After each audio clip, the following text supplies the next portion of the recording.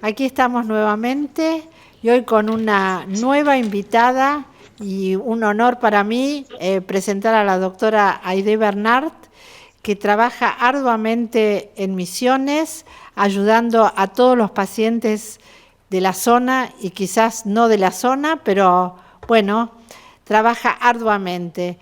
Es una excelente hematóloga y le pedimos a ella que nos hable un poquito sobre los pacientes con mieloma múltiple recaídos. Pero antes de que la doctora Bernard comience, quiero agradecer realmente a Janssen para darnos esta oportunidad y a la Fundación Argentina de Mieloma, que también ayuda para que podamos todos escuchar a la doctora Bernard. Doctora Bernard, es un gusto escucharla. Buenas tardes. Buenas tardes. Bueno, un placer estar con ustedes. La verdad es que hablar con Dorotea de mieloma es un poco intimidante, ya que ella es la experta, quien sabe que recurrimos y nos saca muchas veces de apuros. Así que intentaremos llevar esto adelante de una forma divertida y seguramente que ella nos va a enseñar más de lo que yo pueda comentarles, así que... Bueno, vamos a usar entonces la modalidad de preguntas para hacerlo más dinámico. ¿Le parece, doctora? Me parece excelente, me parece excelente. Bueno, vamos a hacer las preguntas que nos han ido haciendo llegar los pacientes y usted las va contestando y la doctora Dorotea Fantel va acotando también al respecto. Entonces vamos con la primera pregunta que nos mandaron, que es: ¿qué es la recaída en los pacientes con mieloma? ¿Qué significa? Bueno, los pacientes con mieloma saben desde el diagnóstico que tienen una enfermedad de la cual no se van a curar definitivamente, sino que vamos a tratar de llevarles a un estado así como que a veces le decimos de luna de miel con la enfermedad. Vamos a tratar de que entren en un estado crónico, algunas veces lograr una remisión mucho más profunda y más prolongada y otras no tanto, dependiendo del genio de la enfermedad un poco.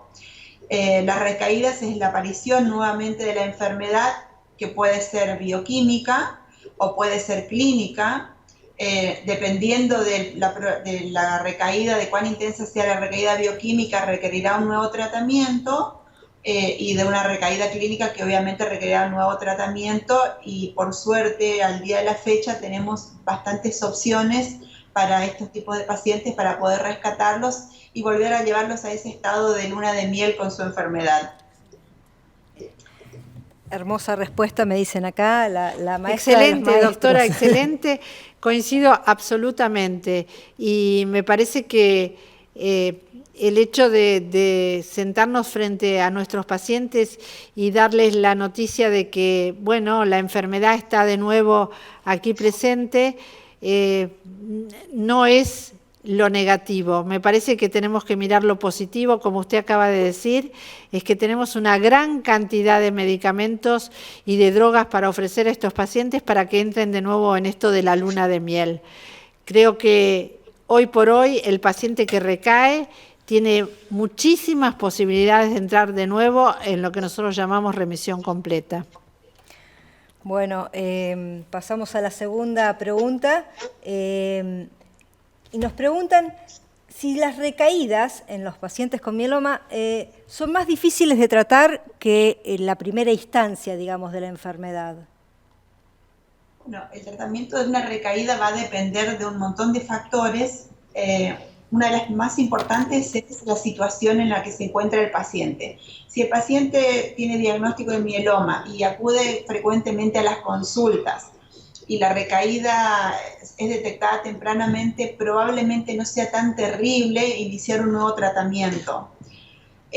Sí es cierto que la enfermedad se selecciona y las clonas próximas o las células tumorales próximas van a ser un poco más agresivas. Volvemos a lo mismo que decíamos antes, tenemos excelentes drogas que pueden hacer que esto no sea tan tremendo. O sea, va a depender del estado del paciente y del tipo de drogas que podamos utilizar, de lo rápido que hagamos el diagnóstico de la recaída y también de la disponibilidad de drogas en tiempo y forma. ¿Y por qué después de una recaída no se vuelve a repetir el uso de los medicamentos que inicialmente tuvieron éxito, digamos, en el tratamiento? Bueno, eso está un poco, ya lo respondimos en la pregunta anterior, cuando dijimos que cuando nosotros hacemos un tratamiento, el mieloma no es una enfermedad de una sola clona. Pueden aparecer diferentes clonas que son resistentes a esa droga. Entonces, utilizar la misma droga no sería lo más correcto porque no va a responder. Justamente seleccionamos las clonas que son resistentes a esa droga y deberíamos elegir otro tipo de medicamentos, de los cuales disponemos, obviamente. ¿Cambiar totalmente el medicamento o a lo mejor incorporarle uno más a ese que ya venía usando? Por ejemplo, si estaba usando bortezomib, agregarle algo más o cambiar de bortezomib a lenalidomida. Y va a depender del tiempo en el cual se produzca la recaída. En realidad, si la recaída es un poco alejada y el paciente estuvo en mantenimiento, uno podría agregarle otro y potenciar y podría seguir funcionando. Seguramente que Dorotea tendrá más claro que yo porque tiene muchos más pacientes tratados con mieloma con recaídas y con varios esquemas, así que me gustaría mucho la opinión de ella en este caso. A ver, coincido absolutamente con lo que expresaste. Creo que cuando estamos frente a un paciente recaído tenemos que tener en cuenta distintos factores que tienen que ver con el paciente, cómo se encuentra el paciente, qué comorbilidades tiene, cuáles son los gustos del paciente, qué expectativa de vida tiene, si el paciente quiere hacer tratamiento endovenoso o quiere hacer tratamiento oral. Esto es con respecto al paciente. Con respecto a la enfermedad, tenemos que evaluar si es una enfermedad agresiva o es una enfermedad indolente. Y con respecto al tratamiento previo, porque todos estos pacientes al recaer han recibido tratamiento previo, tenemos que saber si estamos frente a un paciente con una enfermedad muy agresiva, un paciente con una enfermedad que nosotros llamamos de alto riesgo, o un paciente que tiene una enfermedad de riesgo estándar. De acuerdo a todos estos factores es que uno puede elegir el mejor tratamiento para este paciente. En general, como dijo la doctora, nosotros tratamos de cambiar las drogas, pero depende también de todo esto que dije previamente, porque si un paciente recae 4 años después de haber recibido un tratamiento, bueno, quizás uno puede pensar en volver a ponerle el mismo tratamiento que recibió al principio. De todas maneras, no solamente tiene que ver con la cantidad de drogas que tenemos, sino que también la posibilidad del acceso a las drogas. Sabemos hoy por hoy que casi todas las drogas están aprobadas en la Argentina, pero no todos los pacientes tienen lamentablemente acceso a las drogas. Así que muchas veces nosotros los médicos tratamos de hacer maravillas para brindarle al paciente la mejor combinación que podemos darle. Bien, sigo. Si un paciente llegó a remisión completa, ¿puede tener una recaída y después volver otra vez a remisión completa? Sí, la respuesta es sí. Uno puede recaer y volver con las drogas, como decía la doctora Fanti, con las mismas drogas si la recaída es muy alejada, sumándole alguna droga nueva o cambiando el esquema. Se puede volver al mismo estado en el cual estaba el paciente antes de haber recaído. Así que la respuesta es sí, sí se puede volver a lograr remisión. Y cualquier paciente puede llegar a tener una recaída, ya sea los que están en remisión completa como los que no, los trasplantados como los que no. O sea, cualquiera es propenso a una recaída, digamos. Al tener el diagnóstico de mieloma, uno siempre sabe que puede recaer. Después tenemos factores de riesgo que hacen que un paciente tenga más posibilidades que otro de recaer, que son factores genéticos, la respuesta que haya tenido a las drogas. O sea, hay situaciones que van a hacer que algunos sean de mayor riesgo, pero no porque hayan logrado una respuesta completa, con enfermedad mínima residual no detectable por citometría, con lesiones óseas que hayan desaparecido prácticamente, no tiene riesgo. Todos los pacientes tienen riesgo de recaer. Tenemos que pensar que es una enfermedad crónica definitivamente y no curable hasta hoy. Bien, ese es un buen aliciente, ¿no? que estamos teniendo ahora y que siempre lo remarcamos y lo recalcamos, que pasó de ser enfermedad mortal a crónica, ¿no? ¿Es así, Dorotea? Así es, así es. Tenemos realmente una cantidad de drogas muy útiles y que hacen que los pacientes entren nuevamente en remisión a pesar de haber sido, a pesar de haber recaído, y que puedan inclusive alcanzar una enfermedad residual mínima negativa. Y una demostración de esto es la incorporación de los anticuerpos monoclonales a las distintas combinaciones de los tratamientos que hoy por hoy tenemos. Estos pacientes que reciben anticuerpos monoclonales tienen altas posibilidades de entrar en un estadio que nosotros llamamos enfermedad residual mínima no detectable. Muy bien, pasamos a la siguiente pregunta. ¿Quiénes pueden ser candidatos a un segundo trasplante y quiénes no?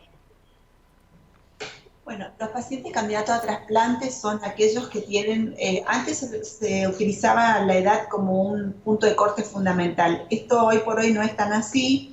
Los pacientes pueden recibir un segundo e incluso un tercer trasplante si tienen menos de 65, inclusive algunos centros dicen 70 años, y que no tengan enfermedades comórbidas que lo impidan. O sea, no es tanto la edad lo que uno debe mirar, sino las otras enfermedades asociadas que tenga el paciente. O sea, un paciente que tiene entre 60 y 65 años y no tiene muchas enfermedades asociadas, no es un diabético severo, no es un hipertenso severo, no tiene un fallo renal, ese paciente podría recibir un segundo trasplante. Y un paciente que tiene 40 pero tiene fallo renal, difícilmente pueda llegar a un segundo trasplante. O sea, depende un poco de la edad, pero de las comorbilidades. ¿En qué casos debe indicarse tratamiento de mantenimiento y en qué casos este no es necesario? Los pacientes que tienen indicación de mantenimiento son aquellos pacientes de alto riesgo. Los pacientes, eso no es discutible. Pacientes que tienen un citogenético desfavorable, una alteración citogenética de mal pronóstico, que tengan una LDH elevada, esos pacientes deben recibir sí o sí un mantenimiento posterior al trasplante. Y los demás pacientes, y depende un poco del centro donde se trasplanta, van a decidir si lo van a poner en mantenimiento o no. Es un poco discutido, pero sin lugar a dudas los pacientes con citogenéticos desfavorables, con alta carga tumoral al inicio, que eso lo demuestra la LDH muy elevada, son candidatos. Me quedo con eso que dijiste, que es altamente discutible, porque acá Dorotea quiere discutir.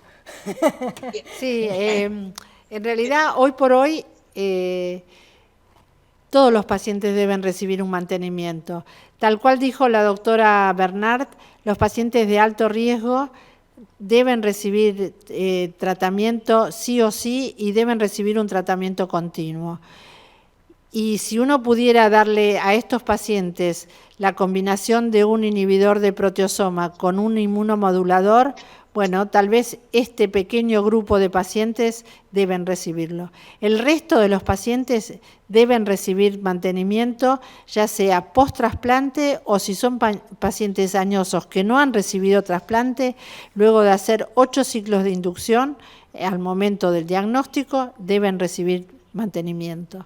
Es un tema controvertido, pero bueno, a medida que uno va viendo los resultados que los pacientes obtienen con mantenimiento, uno tiene que ofrecerle a los pacientes, a todos los pacientes, mantenimiento.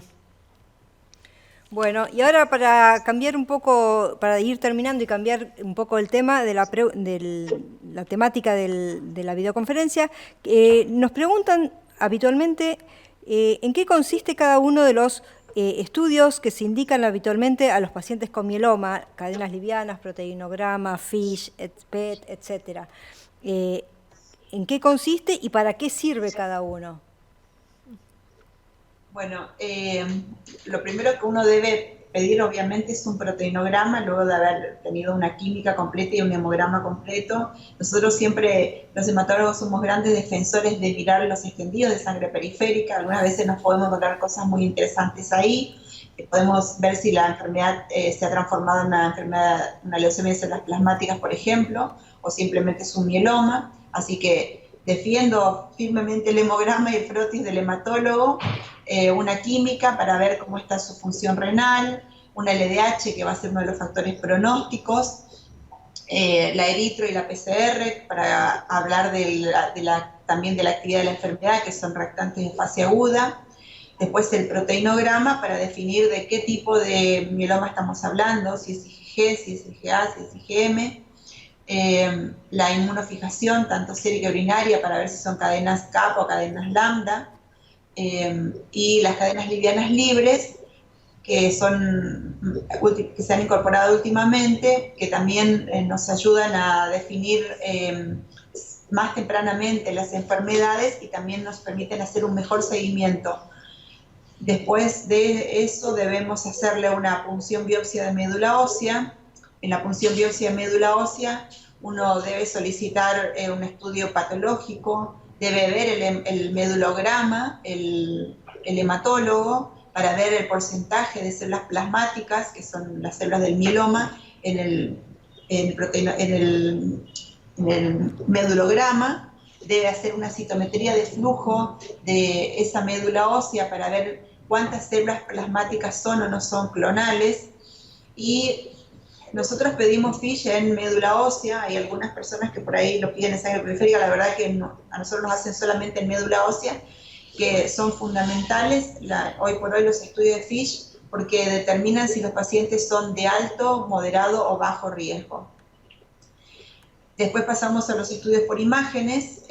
Antiguamente se utilizaba la radiografía, hoy por hoy la radiografía no es útil porque detecta ya una enfermedad demasiado avanzada. Entonces el estudio ideal es una tomografía con emisión de positrones, que va a haber lesiones muy tempranas a nivel óseo. Si hay algún área afectada específicamente, una resonancia de esa área para ver si hay lesiones ahí. Y si las lesiones son extraóseas, tal vez nos podría ayudar también una tomografía. Y más o menos esos serían los estudios diagnósticos. Con todo eso uno armaría al paciente y vería en qué situación se encuentra para definir la conducta lo más rápido posible, y también nos ayuda a elegir el esquema de tratamiento. Como hay varios esquemas de tratamiento que pueden ser utilizados en primera línea, la condición del paciente va a dictar un poco cuál es el mejor esquema para ese paciente. No es lo mismo un paciente con una gran carga tumoral, donde uno necesita hacer un tratamiento muy intenso rápidamente, como que un paciente que tiene un mieloma así sintomático y que debe ser tratado, pero su carga tumoral no es tan alta, no tiene un fallo renal. Hay algunas drogas que si uno tiene un fallo renal, o sea, una insuficiencia renal, no los puede utilizar, también nos va a marcar qué tipo de drogas utilizar. Así que, bueno, más o menos eso sería en líneas generales lo que deberíamos pedirle a un paciente. Clarísimo, No sé Aide, clarísimo, absolutamente didáctico la forma de explicarlo. La verdad que un placer escucharte. Así que, bueno, vamos a ir terminando. Tenemos una sola pregunta más acá de alguien que hizo una pregunta en vivo, muy simple, que dice que su papá tiene insuficiencia renal y tiene 81 años. Consulta, entonces, ¿no es recomendable el trasplante? No, a esa edad el trasplante no es una opción. Así que ese paciente debería ir a un tratamiento quimioterápico y va a haber que elegir un esquema, su hematólogo sabrá cuál, en base a la insuficiencia renal, cuán profunda es la insuficiencia renal, si está en diálisis o no está en diálisis. Pero ese paciente es candidato a quimioterapia. Y una quimioterapia, como nos decía la doctora Fanti, de inducción y posteriormente un mantenimiento de 6 o 18 meses, dependiendo de la toxicidad, o más, o hasta que recaiga. Perfecto, perfecto, Aide, sí, clarísimo nuevamente. Sí, así que bueno, en principio yo agradecerte en nombre de los pacientes, en nombre de la Fundación Argentina de Mieloma, y dejo el final para que cierre Dorotea, como siempre, con sus palabras. Bueno, doctora Bernard, realmente ha sido excelente su exposición. Creo que, bueno, fue muy claro. Los pacientes pueden estar realmente muy agradecidos y yo también le agradezco mucho su intervención. Nuevamente, muchas gracias a Janssen y a la Fundación Argentina de Mieloma. Buenas tardes.